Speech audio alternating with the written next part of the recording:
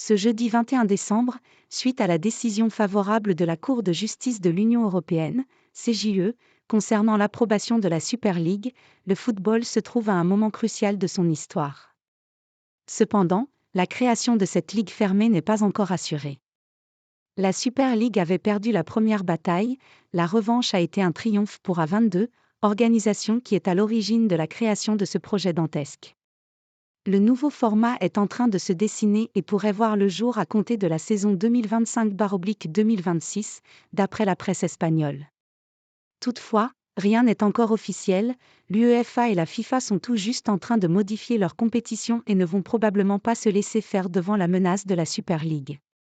L'Association européenne des clubs, ECA, dont Nasser Al-Khelaifi en est le président, a réagi suite à ce tremblement de terre et condamne les agissements de la Super League, tout en affirmant que le jugement de la CJCE ne soutient pas et n'approuve pas encore ce projet.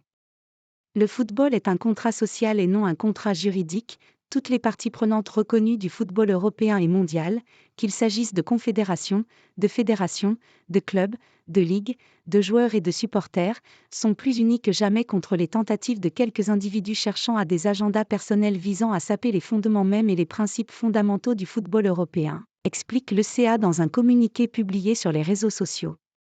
L'UEFA garde le contrôle et tient la Super League à l'écart. Un détail est important puisque si l'idée d'une création de la Super League devient beaucoup plus crédible, juridiquement, l'UEFA et la FIFA ont encore un contrôle presque total. En effet, si l'UEFA met en œuvre des critères réglementaires objectifs, transparents, non discriminatoires et proportionnés, les clubs et les joueurs devront toujours obtenir son accord pour jouer dans une éventuelle Super League, sous peine d'une exclusion. L'instance qui gère le football européen doit donc probablement changer son modèle économique et juridique pour garder le monopole du football.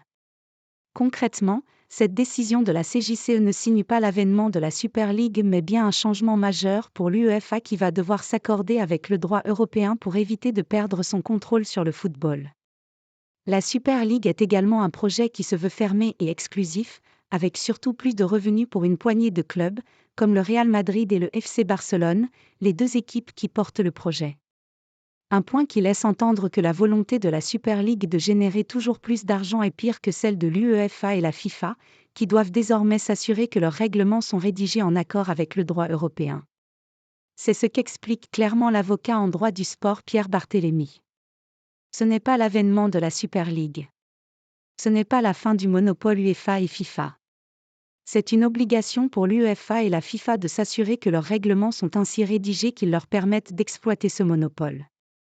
Par ailleurs, si UEFA et FIFA sont très critiquables et continuent de dévoyer ce sport dans une pure logique économique, la Super League, c'est 10 fois pire.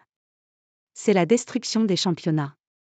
C'est la dernière étape vers une ligue fermée d'une poignée de clubs ultra-riches, expliquait le spécialiste de la question, histoire de souligner que cette nouvelle ligue resterait un outil pour générer plus d'argent et pas grand-chose d'autre.